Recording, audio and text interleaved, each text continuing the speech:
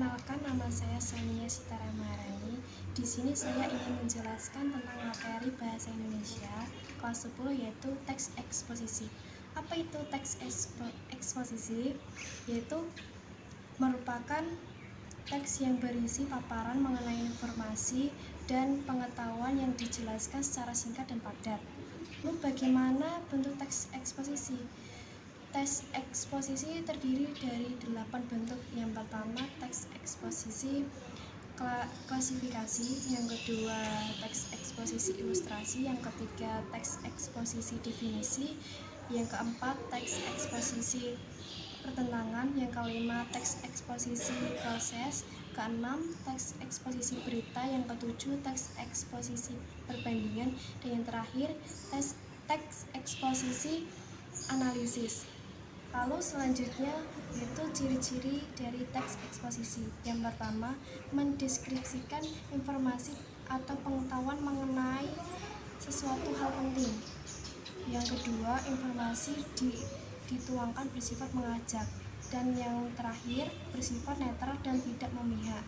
Selanjutnya yaitu struktur atau unsur teks eksposisi. Yang pertama, tesis atau pernyataan pendapat. Yang kedua, argumentasi. Yang ketiga, penegasan ulang. Perkenalkan, nama saya Syafananda Putri Astuti. Di sini saya ingin menjelaskan materi yang kedua, yaitu teks laporan. Teks laporan adalah bentuk penyampaian informasi yang berisi fakta mengenai suatu hal, baik secara lisan maupun tulisan. Yang kedua, ciri-ciri laporan. 1. Dasar. 2.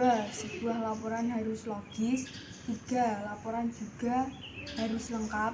4. Laporan ditulis secara sistematis. 3. Fungsi atau manfaat laporan. 1. Sebagai bahan analisis. 2. Sebagai alat pengawasan dan bahan evaluasi. 3. Sebagai bahan pertanggungjawaban. 4. Sebagai alat untuk menyampaikan sebuah informasi. 4. Struktur atau sistematika laporan. 1. Pendahuluan. 2. Isi. 3. Penutup. Dan yang terakhir, macam-macam laporan, yaitu 1. Laporan perjalanan. 2. Laporan pengamatan. 3. Laporan kegiatan. 4. Laporan penelitian. 5. Laporan percobaan. 6. Laporan hasil diskusi. Perkenalkan, nama saya Septianto. Di sini saya akan mendeskripsikan nilai dan isi yang terkandung dalam cerita rakyat. Artinya, 1. Cerita hikayat merupakan salah satu jenis cerita rakyat yang berbentuk sastra prosa lama. 2. Ciri-cirinya: A. Isi cerita menjelaskan tentang tokoh, raja dan keluarga. B. Anonim. Pengarang hikayat umumnya tidak dikenal. C. Bahasa tidak banyak terjadi perubahan atau bersifat statis. D. Menjadi milik masyarakat atau bersifat komunal. E. Menggunakan bahasa yang diulang-ulang. Merja nilai-nilai religius, nilai sosial, dan nilai moral. Terima kasih. Sekian dari saya. Saya Sultan dari 10TU5. Di sini saya akan menjelaskan materi teks negosiasi dari Mapel Bahasa Indonesia. Negosiasi adalah suatu kesepakatan dari kedua belah pihak yang tidak saling merugikan. Faktor penentu negosiasi: 1. Semua pihak tidak dirugikan. 2. Hasil kesepakatan dapat dilakukan secara langsung. 3. Bersedia kompromi, menerima keinginan pihak lain. 4. Pengajuan disampaikan dengan sopan. 2. Struktur teks negosiasi. Struktur teks negosiasi ada 4, yaitu 1. Orientasi, 2. Pengajuan, 3. Penawaran, 4. Persetujuan.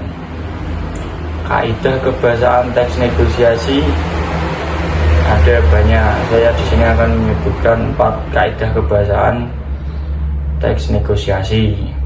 1. Bahasa persuasif, 2. Kalimat deklaratif, 3. Kesamaan bahasa, 4. Menggunakan konjungsi. Pengajuan, penawaran, dan persetujuan. 1. Orientasi, contohnya membeli. Mas, saya ingin beli laptop di GHI. Di sini ada tidak? Penjual, ada Mas, ini ada warna hitam, putih, merah, dan abu-abu. Itu adalah contoh dari orientasi. Berikut contoh dari pengajuan. Berapa harganya Mas untuk yang warna abu-abu ini? Itu adalah contoh dari pengajuan. Contoh dari penawaran.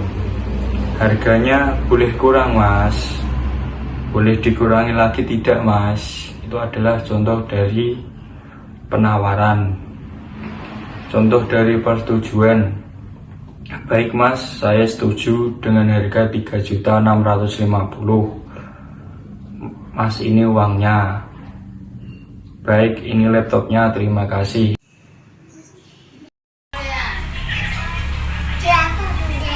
Halo teman-teman, perkenalkan nama saya Sofyan Cristiano Ronaldo Pasaribu. Di sini saya akan memberi tahu kalian poin-poin penting tentang biografi. Bio yang artinya adalah hidup, dan graf yang artinya adalah tulisan. Biografi adalah sebuah tulisan yang menceritakan tentang kehidupan seseorang dan juga tentang pencapaiannya dan juga tentang prestasinya. Data pribadi yang terdiri dari 1. Nama lengkap, tempat tanggal lahir, sekolah, dan riwayat pekerjaan. 2. Kerabat, keluarga, atau juga teman. 3. Prinsip hidup, cita-cita, dan juga perjuangan. 4. Hasil atau prestasi yang telah dan belum dicapai. 5. Hasil atau prestasi yang telah dicapai dan dikenang hingga sampai saat ini. Biografi dapat berbentuk berupa baris kalimat, tapi juga dapat lebih dari 1 buku. Contoh biografi B.J. Habibie dan juga Giorgi Nasa. Biografi dapat menjadi 2, yaitu fiksi dan juga non-fiksi.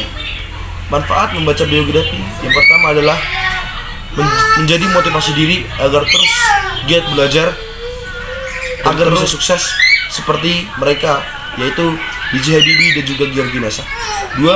Menjadi inspirasi untuk apa yang kita inginkan atau hasil apa yang kita inginkan, harus selalu berjuang dan juga penuh dengan pengorbanan.